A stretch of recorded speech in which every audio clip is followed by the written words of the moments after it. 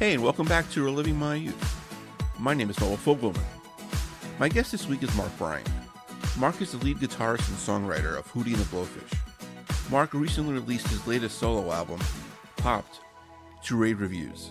12 songs, almost 12 different genres. It is fantastic. We discuss his solo career and how he decides which of his songs are for his solo projects and which ones are for Hootie. Speaking of Hootie, Cracked Rear View, their debut studio album, has sold over 20 million copies, making it one of the most successful albums in history. The album featured Let It Cry, Time, Hold My Hand, Only Want to Be With You. We discussed the making of the video of Only Want to Be With You. They're playing basketball, they're having fun. Mark talks about just behind the scenes of that video. Mark also talks about the backlash the band received about their overexposure following Cracked Rear View. He also talks about if the band felt any pressure regarding their follow-up album, Fairweather Johnson. Their latest album, Imperfect Circle, was released in 2019 and unfortunately has gone underappreciated. Miss California should have been a big hit. It also features their REM cover of Losing My Religion. The band is very influenced in REM. We also discussed their appearance on Sesame Street, and you know you've made it into culture if you guest starred on Sesame Street. And Mark also discusses the band's democratic process. I really appreciate Mark joining me today, and I hope you enjoy my conversation with him.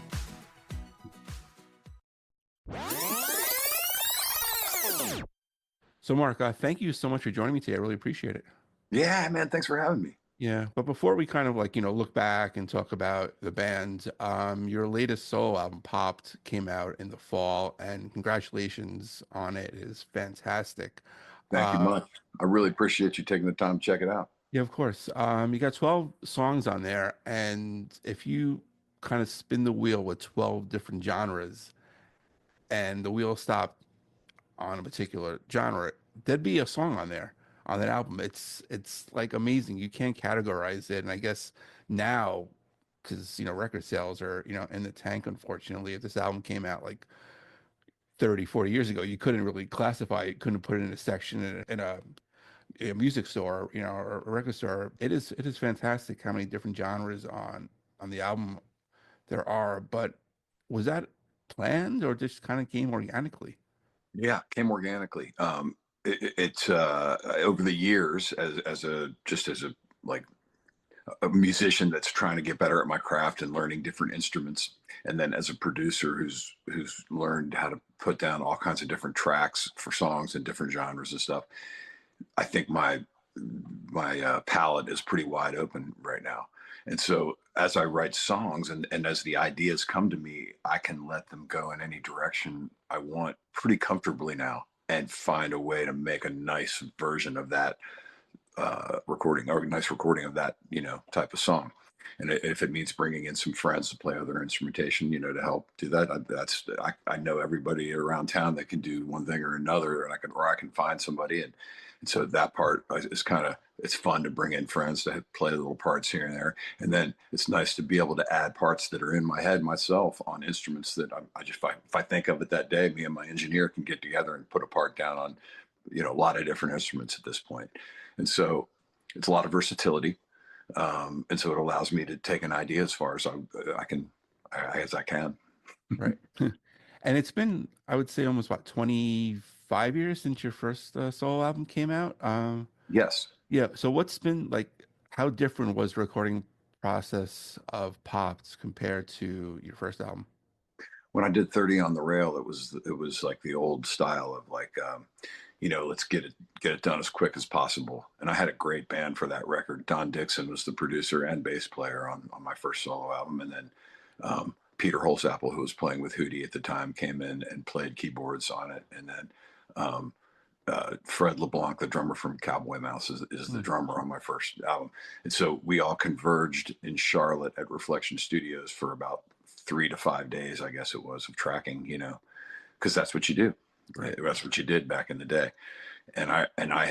We did a lot of pre-production where I got together with Dixon and did arrangements and got together with Fred and went over some of the tracks. So that helps when you get into the studio. Everybody kind of knew what was going on, and that was one of those albums where we banged it all out in 3 to 5 days, you know. Whereas with Popped, it was like I would just do one song at a time and have fun with it for a week or so and put all my ideas together, or a couple of days, whatever it was, you know, call some friends over if I needed them, like I said, you know, and you could kind of just work on, you know, whatever you wanted at the time. It's nice having my own studio, you know, and having, and so it's just a whole different approach, but also I have a different perspective now as a musician and producer than I did then. Yeah. You know, back then I came up on bands like the Beatles and Zeppelin, who were just doing it in the moment. And all your favorite bands back then were all just doing it, you know, really quick and like, hey man, we're going to get this in like a week, you know, and studio time was really valuable. And so it's just everybody has a studio in their house now. Right. So the whole world has changed as far as that's concerned. And honestly, while we're having this conversation, it can take the urgency out of music, you know? And so I think that's what it is for me about doing all these different genres. I like challenging myself and feeling like it's on the edge a little bit here and there. Like, I don't really know what I'm doing with a Latin pop song, but man, that's why it's kind of cool.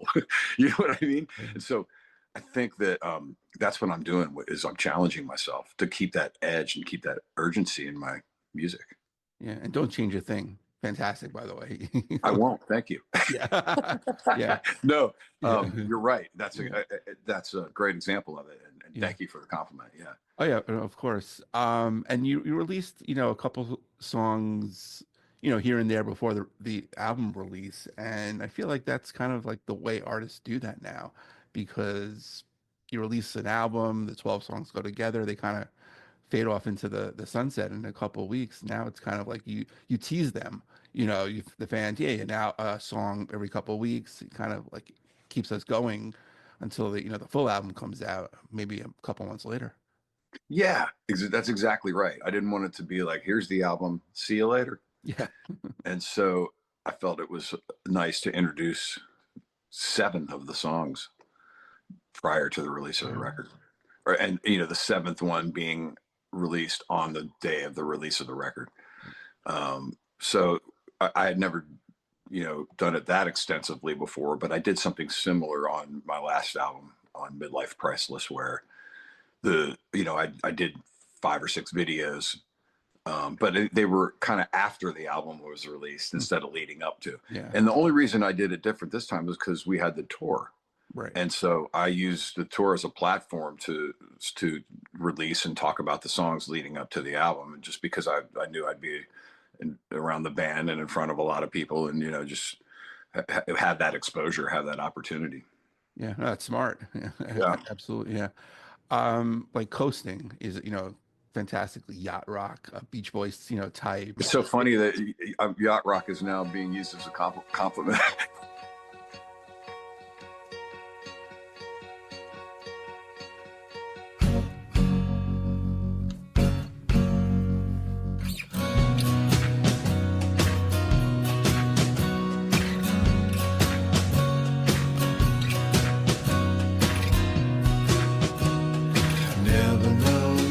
About Western style, live a little further than a country mile from the broad.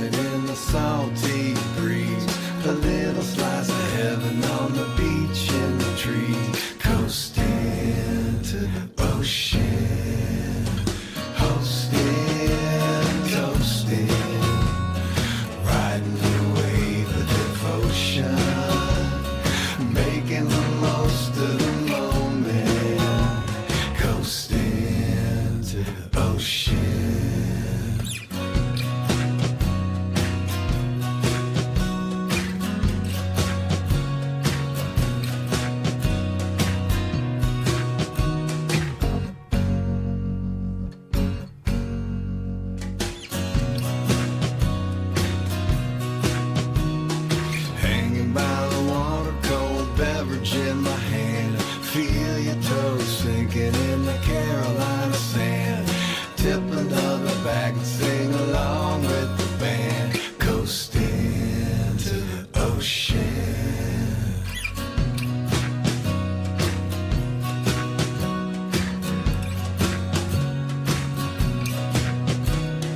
Rolling over mountains, making music with my friends. You used to play the exit, now I'm hanging at the end. Let's talk about tomorrow instead of way back when. Coasting to the ocean. Hosting, coasting. Riding the wave of devotion. Making the most of the moment. Coasting to the ocean. Roasting, coasting. Overflowing with emotion. Making the most of the moment. Coasting to the ocean. Coasting to the ocean. Coasting. I loved that growing up, and then all of a sudden they just term for a title for that genre, and the documentary they had a couple of months ago was Yeah, I mean, fantastic. it is kind of that an easy listening track. I agree with you. Yeah. And like other yacht rock songs, there's a groove and a feel that you can find sometimes that just makes you float, and Right. and that's one of those for sure. Yeah. And that's why the video has you floating. Yeah. You know. Yeah. The only thing missing is Michael McDonald singing in the background, I guess. Well, I did my best version of Mark Bryan at every interval, so that's what you're hearing there. It's Yeah. my falsettos and everything. Yeah. Right. There's your future version. We can get real singers to come in and do each of those parts. Get Michael McDonald for those high parts. That's the next level for that song. Here we go. Yeah, absolutely. And I feel like everyone, Maybe the Hootie version one day, huh? yeah, exactly. I was gonna say everyone Yeah. has like a Michael McDonald impersonation. I feel like everyone has a Darius impersonation too. So You putting their two voices together would be magical, man. exactly, that'd be Yeah. some duet, no doubt. Oh my God. Yeah, but another song on there is like Big Bright, and I feel that's like a big like REM influenced song as well.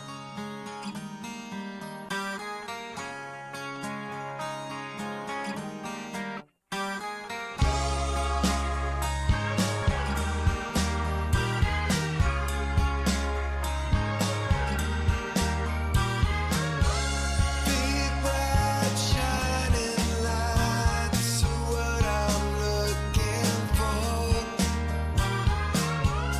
Can't find the truth on what to trust in anymore.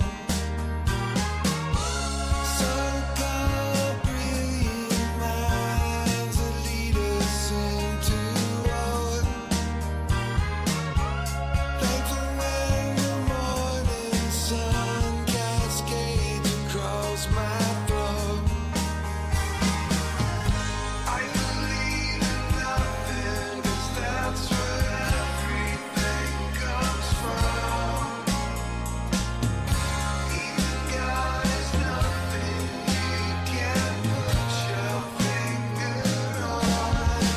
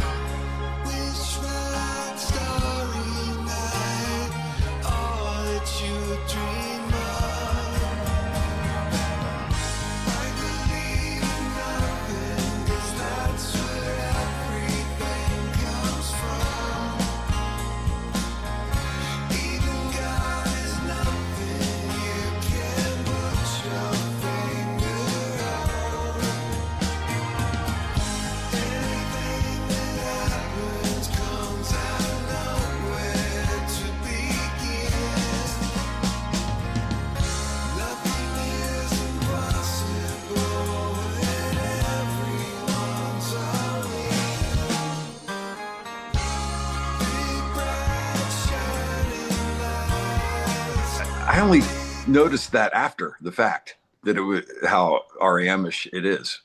Someone else pointed that out. And I'm like, yeah, I guess it is kind of, you know. Yeah. But when I was writing it, I had a 12-string guitar, and I think I was on the second fret capo or something, and I was playing another song. I was recording another song at the time, and it was one of those down times for like 15 minutes where the engineer had something he was doing. And so I just sat there with a beautifully tuned 12-string guitar on the second fret in my hand for like 15 minutes. And I started messing around, and I came up with that lick. And I said to him when he came back, I go, let me grab this really quick before we go do the song. Does that make sense? Yeah, He's like, yeah, cool. And so I put that opening lick that you hear in the song down with no click or anything. I just put it down just because I was all warmed up and had been playing it for a few minutes. Yeah. And I laid that down. A couple of years later, I heard it. I was like, man, that's amazing. And I wrote a song off of that lick. And then when we went to record it, I said, let's use the original thing that we put down. And we did. So what you hear at the top of the song is what I did in that moment. Wow. Yeah. And then I wrote the whole song off of that. Wow. That's awesome. How often does that happen? Every day. No, every day in my dreams, you know. Yeah. It's like it's I make it a reality. I'm lucky enough to have it become a reality in certain moments of my life. I'm always thinking of songs, and I'm always thinking about my next project and what's going. But magic moments like that only come along, you know, every now and then. But there are a lot of them, you know, that happen if you do this all the time. There's a lot of things that line up like that. Yeah. And you hear them on my records and on the Hootie records and that kind of thing. So, you know, but you have to be doing this all the time to kind of put yourself in that place for those things that happen, just like anything. Right. And when you have it like now, I guess, because everyone's carrying around a phone, they can just go to the Notes app and like jot down a lyric or something like that. But, you know, 30 years ago, did you carry it around like a pad? Yeah. Yeah. I've always had my journals and my notes and my, like in my notes in my phone now is the reason I use the word notes, because that's what I'm using now for song journaling, you know. Right. Yeah. When I do long form personal journaling, I still type on the computer. And then that leads to songs too that I write on the computer. So there's a lot of that still goes on. But then there's the times where you're sitting around with an instrument, and I keep a ukulele around the house because it's easy to keep a ukulele around the house, and it sounds nice and it doesn't blow everyone out. And I came up with "Don't Change a Thing" on the ukulele, and I came up with "Stay Strong, Be Bigger, Don't Ever Pull That Trigger." I can't remember the name of it right now, but I came up with that song on ukulele too. And so there's a lot of times where I'm sitting around with an instrument. It could be at a piano while I'm in the studio, which is how I came up with "Ain't Nothing Better." And so that happens too, where it starts from an instrument, it starts from a riff, it starts from a musical feel and a groove. And then maybe I add lyrics to that later. So sometimes it comes from the words first, and sometimes it comes from the music first, and there are no rules. Yeah. What is your favorite instrument that you recorded on the album? Well, I mean, guitar. Besides the guitar, of course. Yeah. Well, it was really fun to. I've done this only a few times in my career. Sit down on the piano and just write a song. Straight up, and that I can sit there and sing and play, you know, and I know I can do it. I just don't do it a lot. And so it was nice for that "Ain't Nothing Better" came to me like that, you know. It came as this lyric in my head and this melody, and I had to put some music to it. And the only thing that was going on in my head was these piano notes. And so I just started tinkling around until I came up with that whole thing. And so that might've been my favorite thing, but I love that I can write a song on ukulele now and then add stuff around that. Yeah. I did it on Midlife Priceless too with one of the songs. So there, you know, there's 2 or 3 songs now in my repertoire that I started on ukulele. And I think that's a really cool thing. You know, it's a very beautiful, pleasant sound to have in your repertoire. And then I just love playing mandolin. Okay. Mandolin is a specific instrument that works really well as accompaniment sometimes, and then sometimes it's just not the right instrument and it gets in the way, you know. But if you're like Sam Bush, you know, you can make it the lead instrument. You know, so I really love playing mandolin. It's so fun. playing mandolin. I could just sit Yeah. there for hours and just chop and pick. It's just really fun. And you mentioned Midlife Crisis. One of my favorite songs on there is "Explain That to a Heart."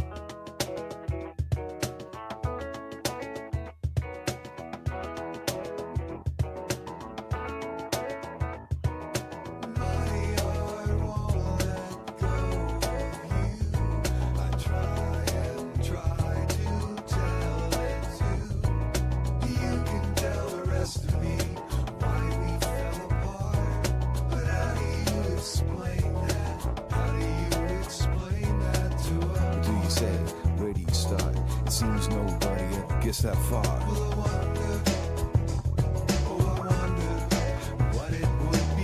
He wrote it down, but he later found that he only thought about her when she wasn't around.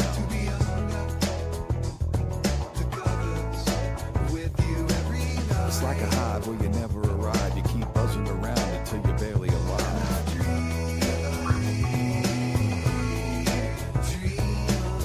There's a place where love is safe, and she knew it from the moment that she saw his face.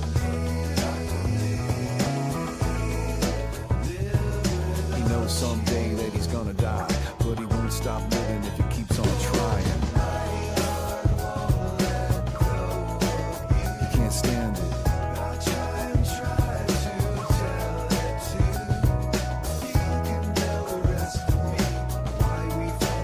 There's no reasons.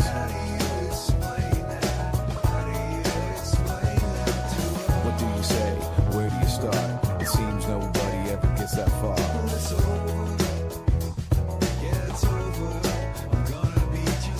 Late night at the NC side with a bag of goodies and a bottle of wine.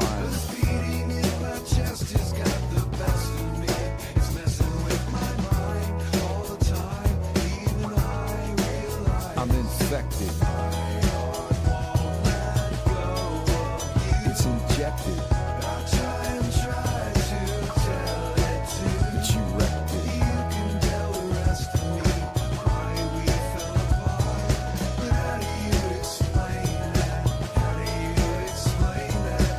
What do you say? Where do you start? It seems nobody ever gets that far.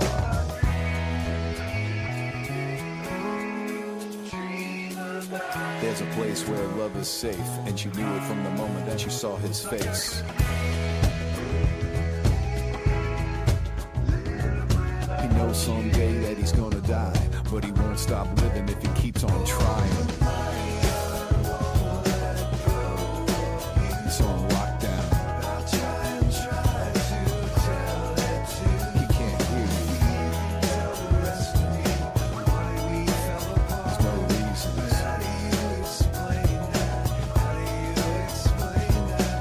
What do you say? Where do you start? It seems nobody ever got that far.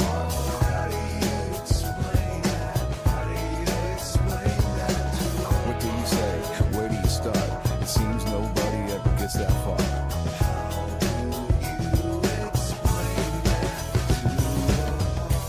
That's a really nice. That's a 2-chord song. That's one of my buddy Philip Lamons and I and Wyatt Durrett, the three of us wrote that together. And Philip was like, "Man, you ever wrote a song with just 2 chords?" And we were like, "I mean, I don't know, maybe." Yeah. Like, probably not. Probably you're going to change it eventually. Yeah. And he's like, and once he started playing that lick, I was like, "Yeah, that's all I need to hear. I don't need to hear anything. I just keep doing that lick over and over." And so, as a producer, that song became a project for me where it was like, if we're only going to do these 2 chords, how do I build this beautiful, this track that keeps you entertained, even though the chords never change, you see? And so that's what you hear is my attempt at continuing to entertain you with 2 chords. That's why it goes into that like dream sequence and everything. Yeah. It's fun. Yeah. Is it easy to produce yourself, or do you kind of look for outside help just to, kind of get another opinion on stuff? In a situation like that, it is, because I co-wrote the song with 2 other people, and we did the track as it's a loop, right? So I'm not working with a band, so it's easy to get that outside perspective. Also, it's not this thing that I started from the beginning all by myself, and wrote with these three other guys. It's just like I wrote it with these other two guys who weren't there after when it's time to record it, and it's a loop track, and so I took their original ideas when we came in and just put myself in producer mode, played a little guitar on it, but then played some keyboards on whatever needs to happen at that point. You just like change your headspace from the guy in the band to the guy who's making this track, So, so it wasn't hard in that case. I think there's probably been some times on my albums where I wrote maybe a great song that would have been better served with another producer. I'm sure that's happened, and I didn't always have that luxury. Right. But I'm sure that working with Don Dixon on my first album helped make some of those early songs I did shine. And so there's definitely always something to be said for that. Yeah. And then on the End of a Front, I guess your punk rockish song, Glad to Be Alive. Yeah. Yeah. Love that. Any background story behind that one? Johnny got a haircut, but only on the sides. In the middle was a mohawk with red and black stripes. His mama tried to clip it in the middle of the night. He was 17 and it made him feel alive. What will you wear when you're 25? Will you have hair when you're 35? Will you still care when you're 45? Will you be glad to be alive? Sister got a tongue stud before she could drive, and a matching red skirt that was cut up of her thighs. She kept it from her daddy and told her mama lies. She was only 15, but she looked 20. What will you wear when you're 25? Will you have hair when you're 35? Will you still care when you're 45? Will you be glad to be alive?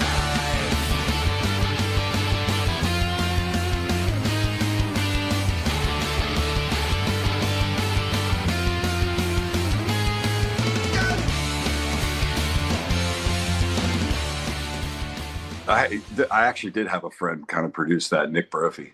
Was the producer on that track, and the band I think is the Occasional Milkshake. That's Gary and Hank that I've been playing with for 20. Hank from the Blue Dogs and Gary from Hootie, the percussionist. And that's the story behind that song. Is I was in a Radio Shack parking lot getting ready to go in, and I hadn't got out of my car yet, and there was this kid walking across the parking lot who had a full mohawk and black leather and a chain from his nose to his ear. Right. And he was rocking the whole look, man. And I was like, whoa, that is impressive. And then I thought to myself, in 10 years, can he still rock that look? Or is he going to be like, is he going to cut his hair and get a job kind of thing? Like, and I don't know. It hit me really hard that like, he probably isn't going to look like that always. And he's just really in this moment right now. That's how he wants to look. And he's living it hard for now.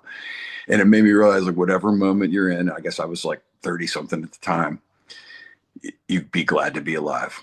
Yeah. You just be glad to be alive whatever moment you're at. And so that's what that song is. It's like the verses sort of put you in each moment and where you might be at in your life. And a teenager, 20 something, and then even old guy at the end,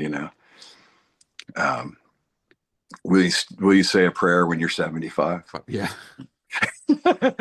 Yeah. Will you be glad to be alive? Yeah. That's true. Just live in that moment, because that's it. It's whatever you got. So, yeah. And we're both. I don't know where you're at now, but I'm at 57, and I feel that more than ever now. Just be glad to be here, man. I'm gonna hit 50 in a couple of weeks, so it's gonna be a big reflection period, Yeah, it is. I'm coming up on 60, and it is a big reflection period. But I'm like. I couldn't have known all the things that I know now back then. And so I'm thankful for that. I'm really thankful for that. Yeah, absolutely. And I'm sure like with all your experiences with the band and stuff like that, it kind of shaped you like the artist you are now. Very much so. Learning to work with other people in a creative environment is it's there's a lot of stories about how hard that can be, and I think it's a testament to Hootie that we still are able to do it, and that we've been able to do it as long as we have, and it's a testament to our friendships that they're real and they're based in long formed genuine friendships, and I think that's a lot of what it has to do with it, because it is a hard thing to do, and so I feel very blessed to be in that situation. Yeah. And when you write songs, you present them to the band, and are those the solo songs? Are those the ones that kind of get left out of like the Hootie albums, and then you No, decide them on your own? we all bring in ideas. You know, it's been a while. It's been since 2019 since we've done this. You know, but we all bring in ideas, and the ones that you know, everybody's all over the map stylistically, not just me. You have no idea with the stuff that comes in. It's so cool, and I'm going to tell you a story about that in a minute. But everybody just kind of brings in stuff, and the ones that end up sticking to the wall are the ones that where all four of us are doing a part that feels right, including Darius singing. You know, it's like the groove has to feel right, or it's not going to work. You know, but if the groove's feeling right and Darius finds a melody over it that feels right, you know, it's got a chance, that kind of thing. And if that doesn't happen with an idea, it just kind of goes to the wayside. And that's okay. You know, we know that. And then if that happens to one of my songs where it goes to the wayside with Hootie, it doesn't mean that what I'm hearing in my head isn't still a cool idea. It just means it isn't for Hootie, you know? Yeah. That's all. And so I can still flesh out my idea on my own if I believe in it in my head. And I think that all of us do that, you know? We bring the songs in, we see what sticks with the four of us, and then whatever doesn't is something you can do whatever you want with, you know? Yeah. I feel like you mentioned 2019 Imperfect Circle, which fantastic album. And I feel like that kind of got lost a little bit, unfortunately, in that album. It did. I think, you know, I don't think that it was anybody was seeing that as something to work in the into the pop culture for whatever reason. But it certainly had a chance with Miss California. Yeah, great song.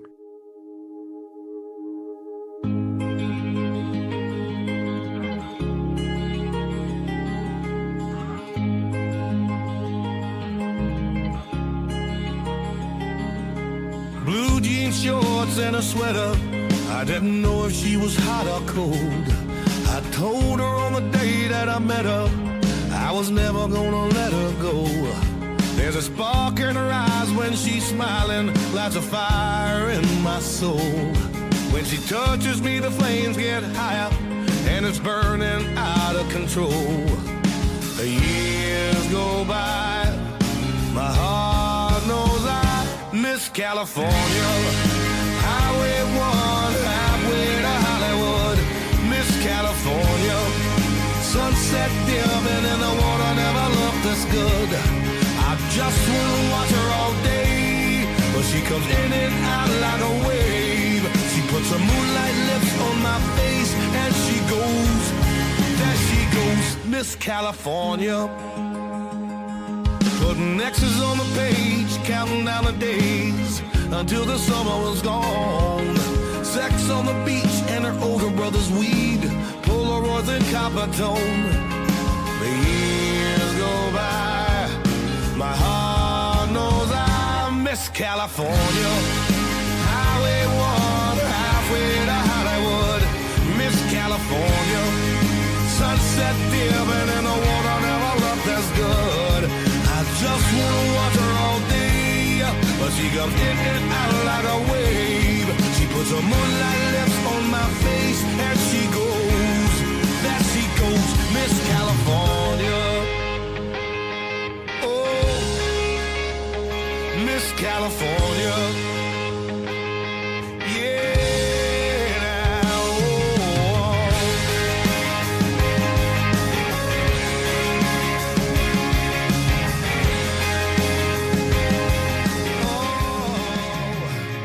Miss California. Yeah, and the Ed Sheeran co-write was something about catching on fire. I can't remember the title off the top of my head, but those were singles for sure that never saw the light of day, and sad. Yeah, and you had Turn It Up. I felt that could have been a solo song for you. Another one. Well, no, I'm glad it was a Hootie track.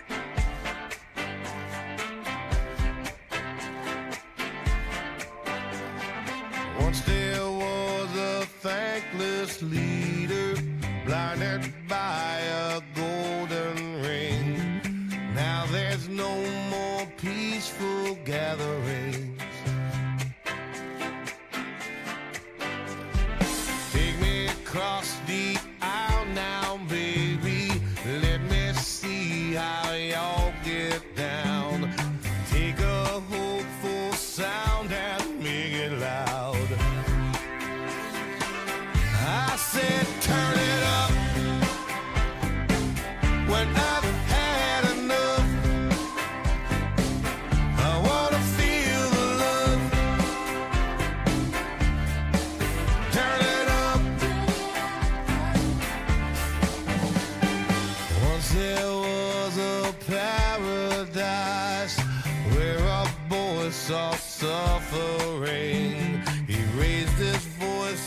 loud and began to sing. All the people gathered round him. He cried out a freedom song. Everyone began to sing along. Oh, he said, turn it up, 'cause I've had enough. I wanna feel the love. Yeah, oh, turn it up. They said, be quiet, little girl, but you amplified the sound of a million broken hearts from all around.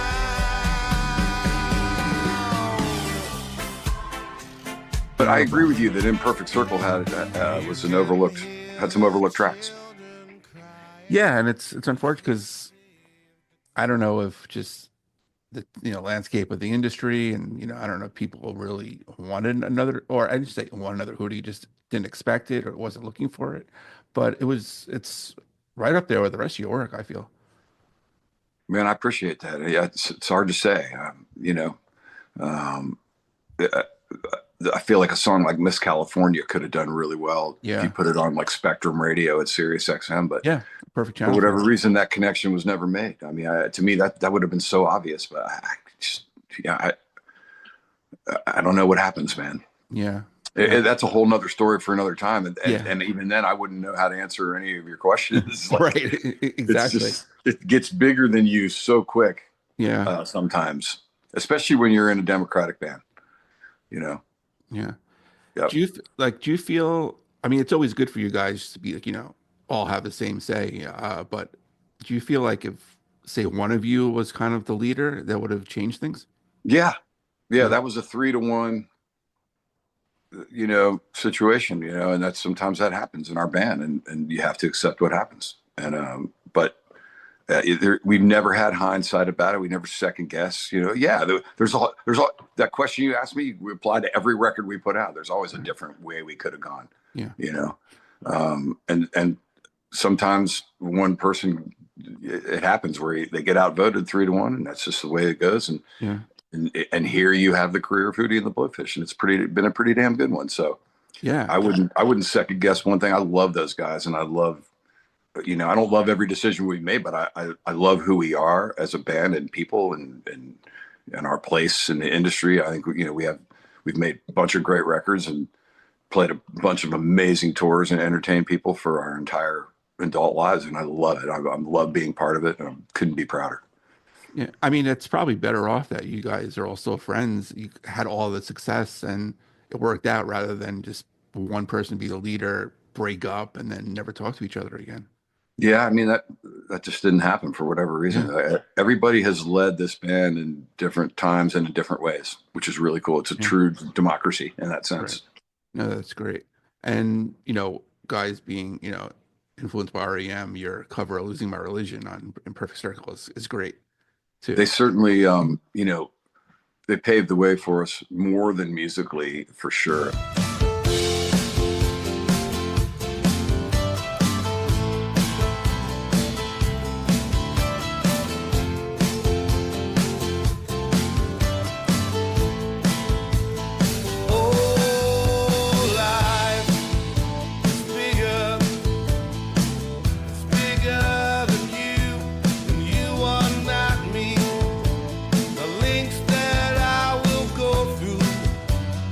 Distance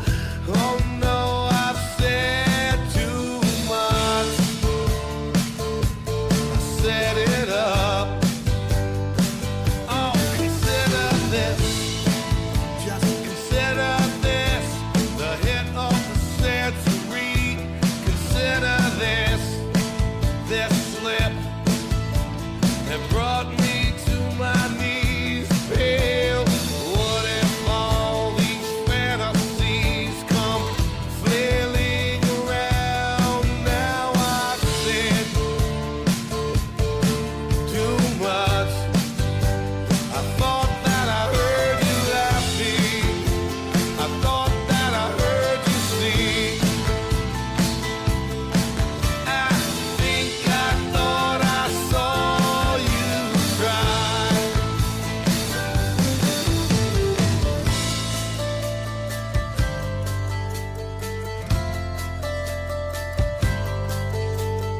That was just a dream. That was just a dream. That's me in the corner. That's me in the spotlight. I'm losing my religion. Still trying to keep up with you. And I don't know if I can do it. Oh no, no, no, no. Oh no, I've said too much. I haven't said enough. I thought that I heard you laughing. I thought that I heard you sing. Oh, I think I thought I saw you cry. Oh, but that was just a dream. Trying, dying, flying, crying. That was just a dream. It was just a dream. Just a dream. A dream. We might have a little bit of our sound that sounds like REM or whatever, just naturally, but we never tried to or whatever. And I don't think we sound a lot like REM. No. It's not like about that, but Yeah. what we really learned from them was that way of being a democratic band and sharing your publishing and everybody's opinions mattering. And even to this day, the respect that REM has for Bill Berry, even though he hasn't been in the band for the last 15, Right. 20 years, shows you like who they are as people Yeah. and how they, and so they've always been the model for us. And I think, says a lot for them. No, absolutely. When you were going through, obviously the success of, Cracked Rear Review, I'm going to take a line from, David Byrne's like, did you ever think, well, how did I get here?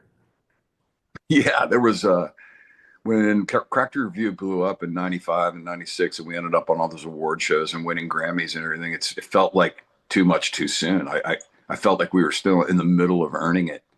And all of a sudden we got huge, huge World Music Awards, the whole thing. It was one of the biggest albums on the planet and still continues to be. We hit 22 million sales this past summer. And so thanks. And that's, 5 million of those sales are in the age of streaming. They're equivalent sales. And so we're somehow still rolling along. And, that album anyway. And so, it's something that can't be explained. It's a phenomena. And I'm thrilled to be a part of it. And I'm glad that that didn't even come up till this part in the conversation, which shows that, it's just part of a long career that I and we have had as a band and as career musicians, which that was our goal all along when we left college at USC. Was like, at South Carolina, it was like, are we going to go get real jobs or are we going to do this for the rest? And we all was like, let's do this, man. Yeah. And we're still doing it. And Sony just turned 60. So it's official. Right. Yeah.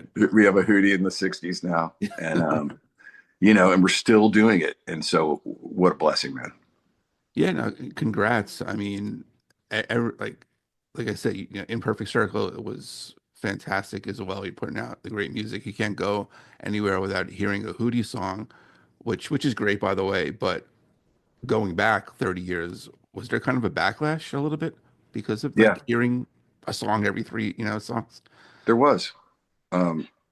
There was definitely a backlash, and it was heavy in the press, and and if you watch our Behind the Music VH1, that's the angle of the VH1 Behind the Music. So if you want to know that story, I'd watch that. They tell it really well. But that was so long ago. since the backlash, there's been a comeback around, and we've had the Hootie Fest down in Mexico, and it was just beautiful, like recreation of the '90s, where all these great bands from the '90s came together on the beach, and and a bunch of people came to that, and our tours and everything, and it shows that like it's more than just that one record. And it's a career, it's a legacy that and that's what I wanted to, the further answer to your question earlier that I mentioned is that we have a ton of unreleased material. Okay. Songs that you guys have never heard that are well recorded, and then shows, a lot of shows. And so at some point it gives us the ability to do some really cool, box set type of releasing, but genuine, like from the artist, Good. And so that's kind of I'm working on that a little bit now with archiving and stuff. A lot of it's on like videotape and ADATs and DATs and CDs and cassettes, and so we're dumping it all into the Pro Tools now, so that we have the ability to release it at some point. And that's awesome. We'll go through all of that and put together a really nice collection at some point. So that's exciting. And it's, I think, again, really representative of who we are as a career band and as career artists. It'll show a lot of people the work that we put in, and that there's actually some gems that you guys have never heard, which is pretty cool. Cool. Can't wait to hear that. Yeah. Yeah. Have you guys kind of boarded the vinyl train? Yeah, Rhino, who does the sort of reissuing for Warner and Atlantic these days, put out a 5 CD/vinyl set of our first 5 records on Atlantic Records. Oh, nice. That's Cracked Review, Fairweather Johnson, Musical Chairs, the self-titled, and then I guess Scattered, Smothered, and Covered are all out now on CD and vinyl. Okay. Just came out, yes, as a package. Oh, wow. Okay. Mm-hmm. That's awesome. It's a 5-album package. Okay. Yeah. Yeah. I have all those on CD already, so I might have to go the vinyl route and pick those up. Yeah, I don't have all of them on vinyl either, so I'm excited to get it. I have it somewhere. I just hadn't gotten to me yet.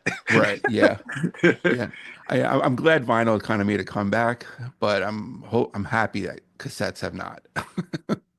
Right. No, no, vinyl's cool, and I think obviously people like it for the artwork as much as anything, but it sounds great too. Totally. Putting the analog sound, even cassettes sound really good sometimes. We've been dumping some of these old cassettes over, and they actually sound really great. They have a low end, the analog low end that digital can't do. Yeah, can't replicate. Right. I mean, the one thing I loved about cassettes were making mixtapes. And, I did that for my girlfriend, now my wife, and we were, it's 9 million, mixtapes. And one song I did put on there was Hold My Hand. Nice. I would always just, and I can't sing, for shit, but I would always kind of like serenade her with that song. And, I put it on one of the mixtapes for her, and we'd sing that all the time. But at the height of your career, all the stuff, all the awards, I mean, the biggest thing had to be being on Sesame Street, right? That was a big one for sure. Hi, we're Hootie and the Blowfish. Did you ever have this problem? You want to cross the street, but you can't because you're not old enough to cross by yourself yet. We've all been there, right? Oh, yeah, betcha. Well, we've got a song to tell you what to do about it. Really? Good. Oh, sing it, fellas. Right. When you're on the corner and you want to cross the street, there's one thing to remember. Before you move your feet, you need a little help from a grown-up friend. We'll cross the street together. Just take me by the hand. 'Cause I am in for you. And I will cross with you. Yesterday, I saw Elmo standing there. He was all alone, he couldn't cross, he wasn't going anywhere. I said, come on, let me see you smile. We'll take a walk together cross the road a while, 'cause I am here for you. I am here for you. And I will cross with you. You know I'm gonna cross with you and hold my hand when you cross the street. Hold my hand. Cross at the corner and look both ways. Hold my hand. You can count on me, 'cause I'm gonna help you the best that I can.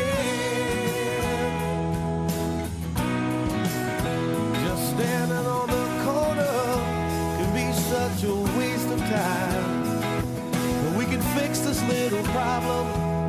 Just put your hand in mine and we could cross. And then you say aloud, I crossed the street the right way, and now I'm very proud. 'Cause I am here for you. I am here for you. And I will cross with you. You know I'm gonna cross with you. Hold my hand when you cross the street. Hold my hand. Cross at the corner and look both ways. Hold my hand. You can always count on me, 'cause I'm gonna help you the best that I can.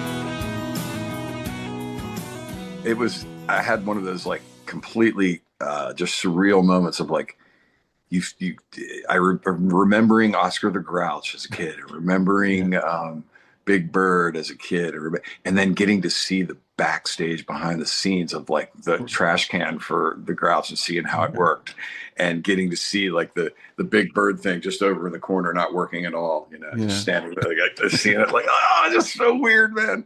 It was like this surreal, like, oh, I guess you're an adult now, you know. Yeah. But it's unforgettable. It was unforgettable, man. Right.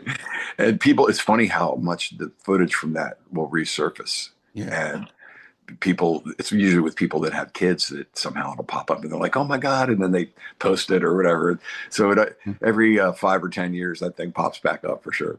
That's awesome. Yeah, it's a great message too, you know. Old hand sure. crossing the street, and it's great. Yep. Yeah, Old Elmo's hand. It's Classic awesome. Sesame Street, man. Classic Sesame Street. Yeah, totally. Totally. I used to work at ESPN, so the video for, you know, Only Want to Be With You is kind of cool. You know, the intro with, you know, Sports Center and all the athletes. That had to be a fun video to make. Incredible.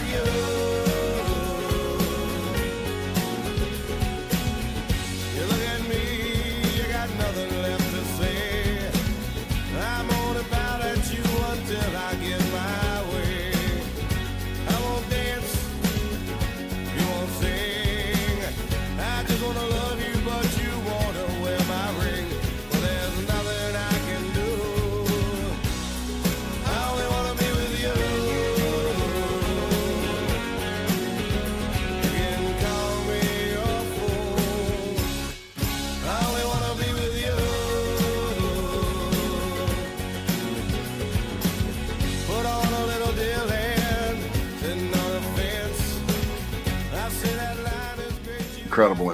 And as we were archiving the other day, we found this one thing where we went up and did NFL Game Day with Chris Berman, and we played our new song at the time or whatever. I think it was Wishing from Musical Chair. So this would have been like 98. And we got to do the Game Day theme live all throughout the whole morning. Yeah. Every time they came back from commercial, it was us going like, It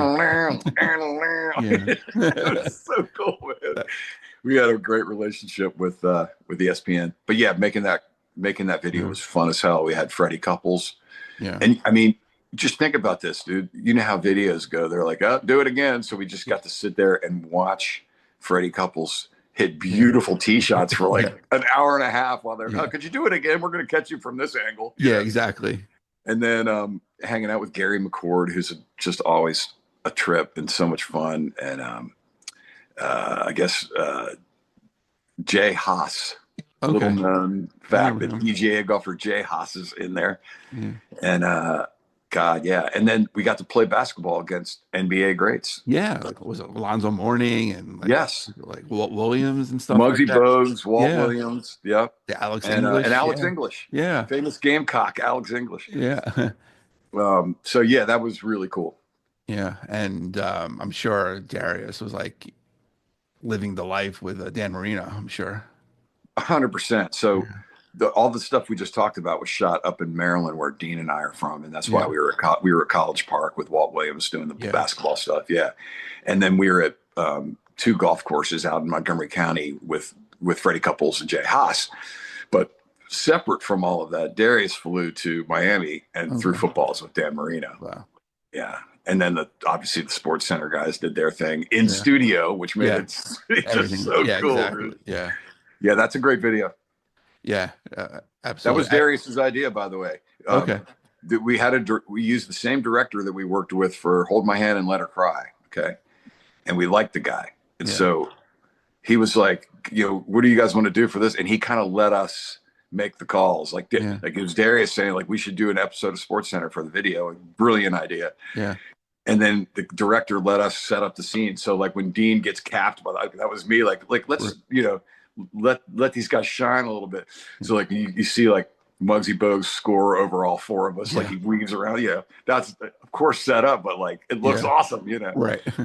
So they let us lay out those scenes. It's fun as hell, That's awesome. Yeah. How much, like, when the cameras were rolling, how much basketball did you play with those guys? Oh, we played a game to 25 or something like that, or 26, and it was like they gave us 20 points, and it was we played by 2. Right. And so you guys get 20 points, and we're playing at 26. And it got to 24-24, but they beat us. Right, yeah. We might have gotten 2 like throws that just went in, Yeah, exactly. And they beat us. They just clobbered us. And then we did some shots that were set up, like the one where Dean gets capped. It's just it's so classic. It hits him back in the head and shit, you know. And we did that shot like 3 or 4 times to make sure we got the really entertaining version, Yeah. But the rest of it was us just playing a real game against them 4-on-4, and awesome. It was a blast. Yeah. And I had my like a Maryland or South Carolina jersey with Maryland shorts, because I have my Terps and my Gamecocks going. Right. Yeah. Yeah, as long as they're separate conferences, you're good, right? It's Yeah, exactly. Back then. Yeah, exactly. And still. Yeah, I mean, I know Darius being a big Dolphins fan, and you're a Washington fan. Are you okay with the name change? Do you want them to go back to the Redskins? I don't like the name Commanders at all, but I don't think they should go back to the Redskins at this point because they've already abandoned it. It's too controversial. I always thought that it was in honor of Native Americans, even though I know it can be seen as a slur. I believe that the heritage of our team was in honor of Native Americans, not against, obviously. So I feel like there's a way to return to that. That's an honor if they want, Red Braves, whatever you want to call it. Like, but then there's been some other really good ideas. I think the Red Hawks were like an airman team out of Washington that was like one of the first African-American battalions or something like that, and I thought that was a great idea. And then I've heard some other really cool ideas. So there's a lot of ideas that would feel better to me than Commanders. Commanders does not feel warm or like it doesn't feel like my home team. It feels alien to me, and so I feel like there'd be a lot better options that the fan base could latch on to. And it's not Commanders. Yeah, no, I agree. But if they stick with Commanders, then that's what it is. There's nothing I can do about it. So that's my opinion on it. And I've even seen talk lately of change the name, but keep the logo, because the original logo of the profile of the Native American was painted by and created by a Native American man. Yeah. And so why not honor that and keep that cool ass Native American logo created by a Native American? And then you could still change the name to, again, something like a Red Hawk or whatever you want. So we'll see where that goes.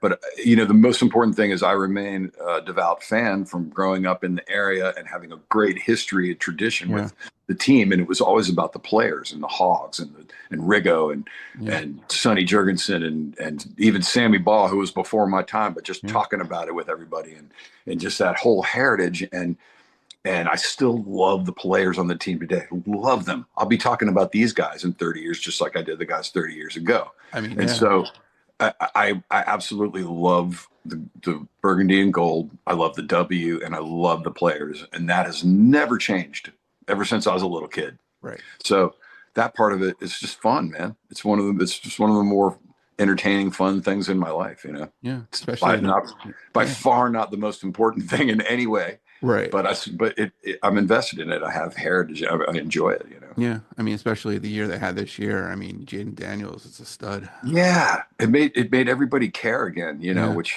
that was special. Yeah. I mean, I'm a New York Jet fan, so it's, you know, it's a struggle. Well, I still believe Aaron Rodgers might come back and have a good year next year. It's possible. But it'll be someplace else because they don't want him for. So of course he'll go somewhere and have a great year. He might not be mobile enough to have another good year. That's my only concern. Yeah, he's still got the arm. Yeah, he can chuck it. He showed that in a few games last year with the Jets when he got in the pocket situation and got the rhythm going, he could still throw it really well. But when he gets flushed out, it's over quick. A lot of those, you know, kind of pocket quarterbacks are issues, you know, Tom Brady and stuff like that. So you're on the move. It's possible that Rodgers could have another good year somewhere, but I don't know. Jaden Daniels is a once in a generation player, and so these are special times. Yeah, exactly. You get those mobile quarterbacks, you know, Josh Allen.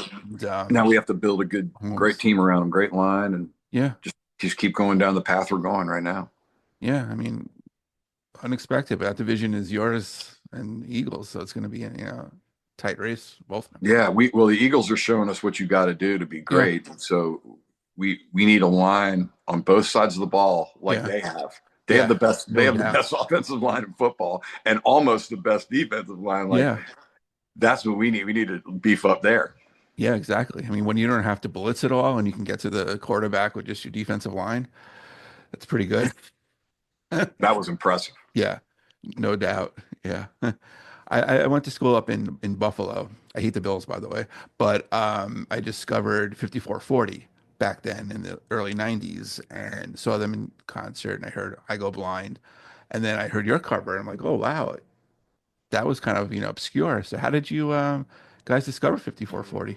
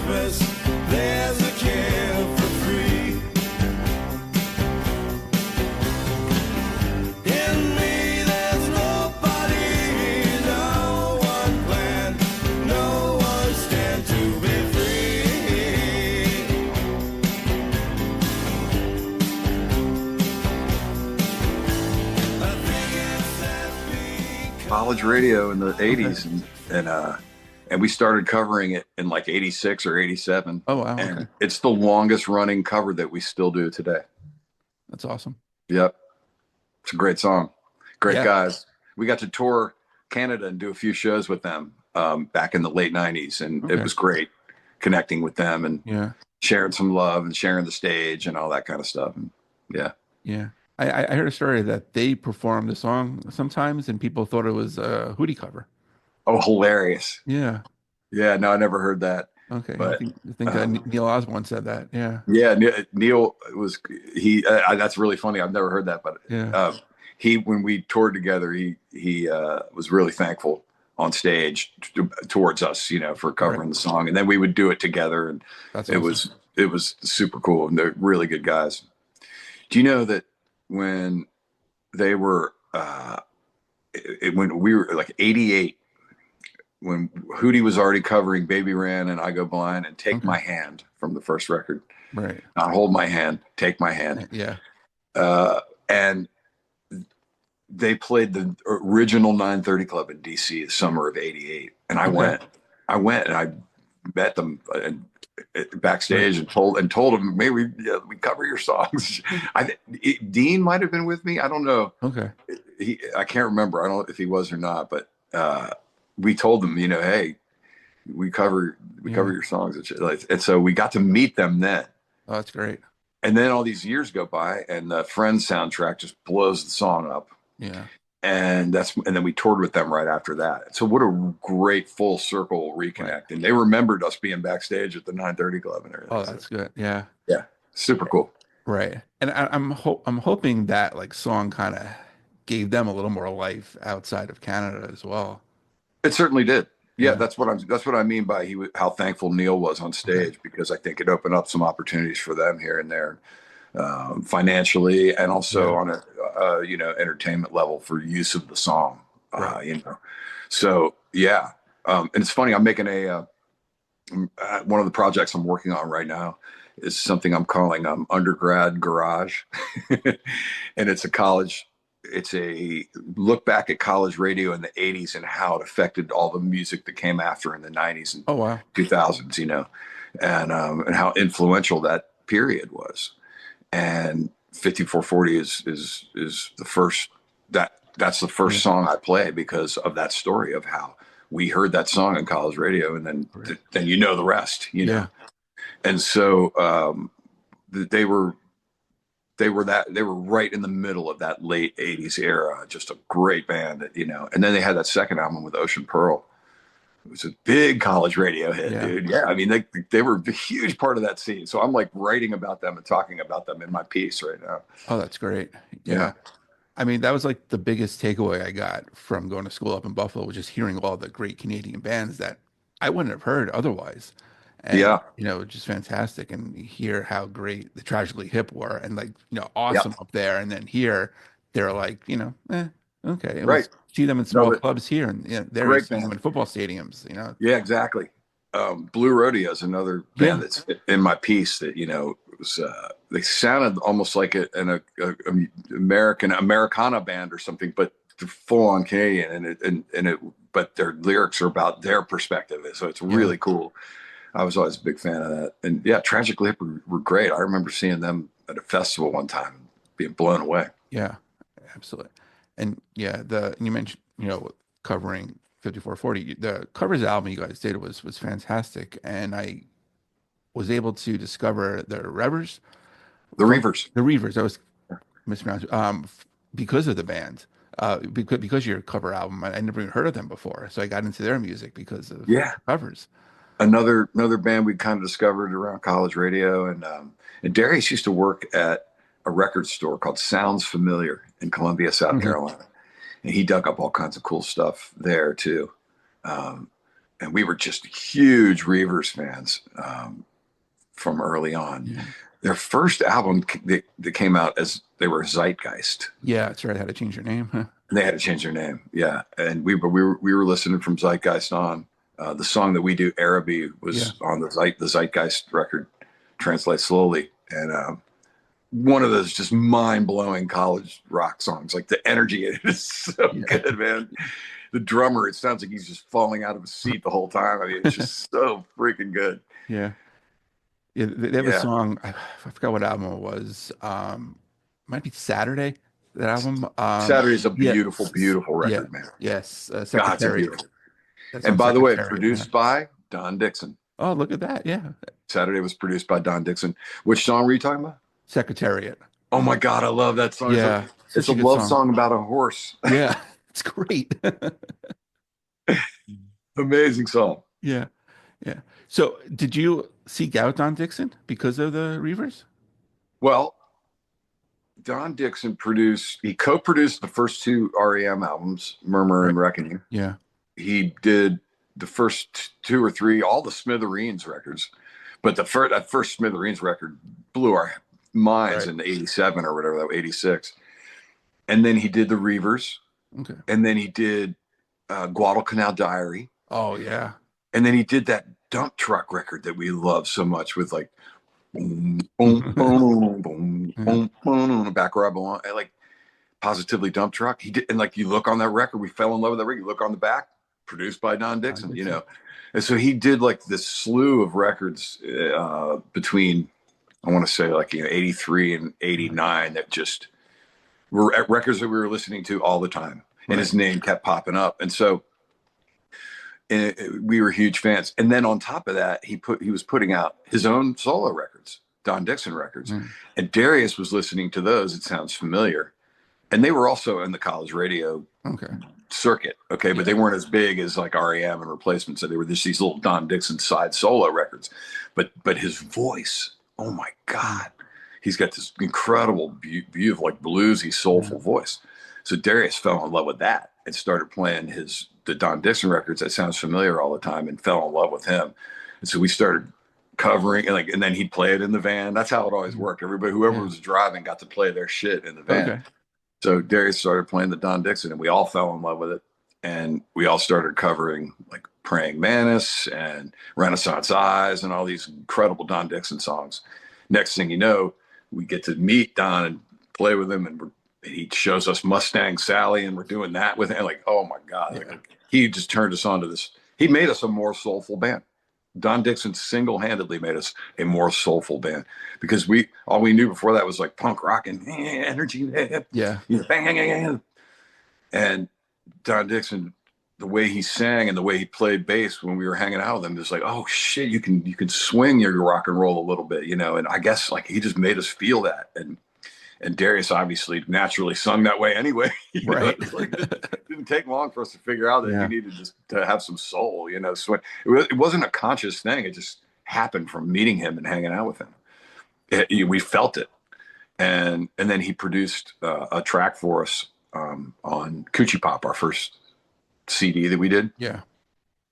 And that he made that more groovy and swinging and everything. And we just felt it like his vibe right away as a producer, even after loving all of his material, you know. So then when it came time to do Cracked Rear View, he was obviously on the list, but somehow Don Gaiman won out, which that all worked out. Yeah. And when it came time to do my first solo record, I went right back to Dixon and asked him to play bass. And then Fred was my favorite drummer at the time, and maybe still is. And so I got Fred to play drums, and then we were already playing with Peter, and I was like, "Hey, Peter, you want to come be the keyboard player?" He's like, "Sure, man." So that got to be the band for my first solo record. That's which great. Is just, I still can't believe it. Like, you know, it makes it fun. It makes it more fun to listen to the fact that those guys are playing on it. Right. Yeah. That's awesome. How much pressure was on Fairweather Johnson? None that we felt while we were making the record. Okay. We did it the way we wanted to at the time. And, you know, and that was the same way we had always done it. But instead of doing it in Columbia, we went to Bermuda, and then we found a place in Columbia where it was good hang. And, you know, we did it where we made ourselves comfortable making our songs. And so we enjoyed that process, and we came to the studio with like 25 songs. And, you know, a bunch of which are part of what I was talking about earlier, the unreleased material that, you know, but anyway, so we were having fun with it. And I think we didn't feel the pressure till it came time to pick the first single. Okay. And then there was another instance where it was a 3-1, unfortunately. And I won't tell you the details of any of the 3-1s because it doesn't really matter. Right. But that was just one of those things where there was some unhappy people, and nobody will ever second guess it because we are where we are and everything's fine. But it could have gone differently. There was a whole, thing that could, a whole path, an avenue that could have gone a little differently. And I don't know where that would have put us in the scheme of things. Yeah. But it doesn't matter. It doesn't matter now. Who cares? Can't change it. Yeah. But we felt some pressure in that choice to pick the single, and the label was heavy on us. There was a big meeting, and and they had a strong opinion that unfortunately veered some of that 3-1. And I think on hindsight, it might have been cooler if the band had stood our ground a little more or something. But God, I don't know. We can sit here and second guess all day, brother. Yeah. It's still a great album. So Old Man and Me was the first single. Yeah. And life went on. Yeah. Yep. So what happens in the band when it's 2-2? We would defer to our manager or the label or, yeah. Okay. Yeah. Yeah. And then we always had this thing. Unless one person feels really strong, you need to sit everybody down, but if you're just not sure of yourself and it's 2-2 and, then we just defer to those who we trust. Okay. Fair enough. Yeah. So last question. I guess two-parter. You remember where you were the first time you heard one of your songs on the radio? Yeah. It's a funny story because, there's a two-part story. The funny one is how Darius and Dean heard me playing it on WUSC, the college station. And they turned it, they said. But the first time I actually heard it on FM commercial radio. Right. I remember hearing that and having that lift, that feeling of your body lifts to a place what the fuck's going on? Right. Whoa. And then within 5 to 10 seconds, you go, oh, this is where we are now. Okay. We're now in the rotation at the station. And then you just accept that all of a sudden. And you're realize, okay, we deserve to be here and this is where we are now. And you kind of got to get your head around it, Yeah. Yeah. What about the most interesting place? I mean, because they play Hootie everywhere. So I'm sure it's got to be one place you're kind of turn your head at I did. Okay. I got you. I heard a deep track, She Crawls Away or something from Musical Chairs. Not a single. Wow. Okay.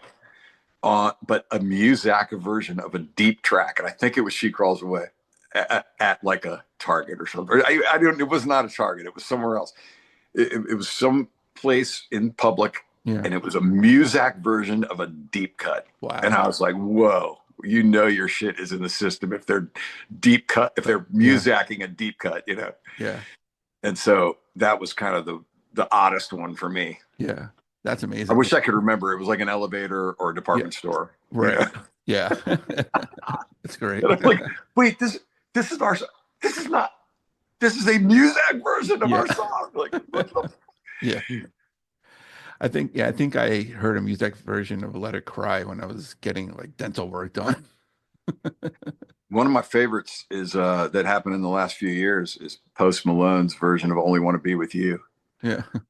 But the first time I heard that, it made me dance. Right. It made me so happy. His version's it's so happy. It was based around video games. It was based around a big video launch. Right. And he just did this really cool, ethereal, dreamy version of it. It made me dance. It's great. That's awesome. Yeah. Well, congratulations with Popped. Everyone check it out. It's fantastic. Thanks, man. There's a song for everybody on that album. So, but all 12 are great. Mark, I can't thank you enough for your time today. I really appreciate it. I really appreciate your time too. And thank you for thinking of me and having me.